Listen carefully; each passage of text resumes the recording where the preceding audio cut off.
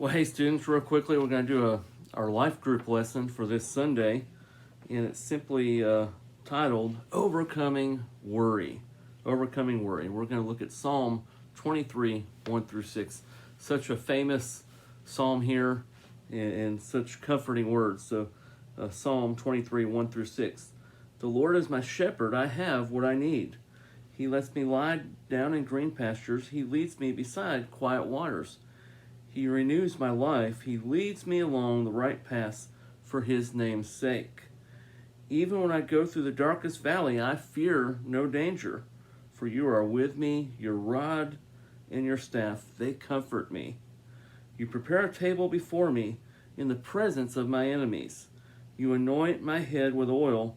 My cup overflows. Only goodness and faithfulness will pursue me all the days of my life, and I will dwell in the house of the Lord as long as I live.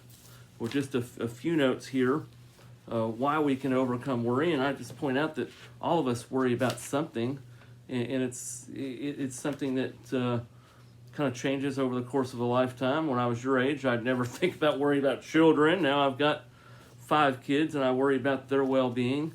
When I got married, maybe you all of a sudden worry about providing for a spouse and meeting those needs. There's always a different worries in your life. Now, in the life of a student, maybe you're worried about grades. Maybe you're worrying about your athletic team and you guys doing well there, or even making that team.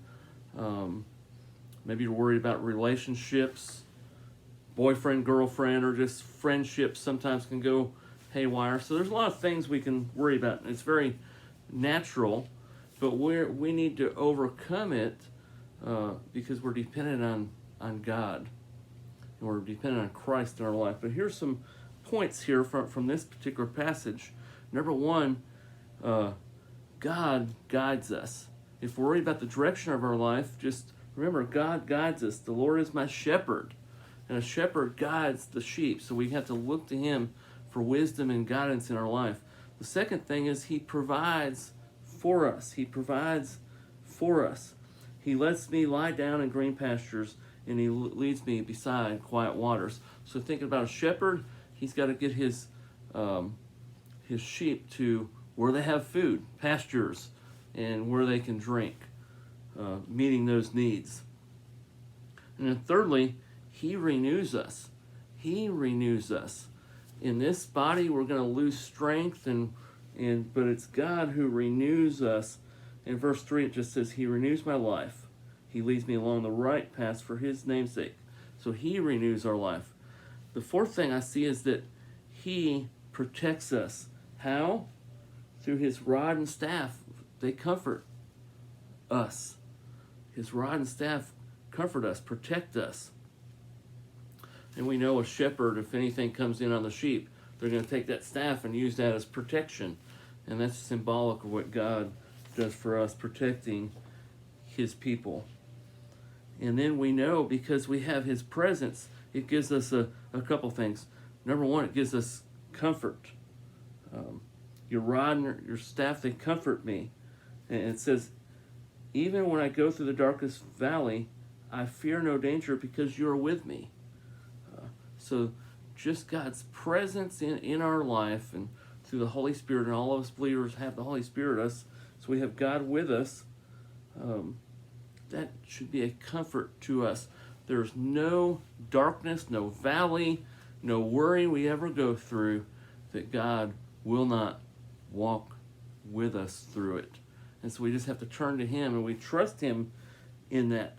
And we know his presence will also give us courage to face that.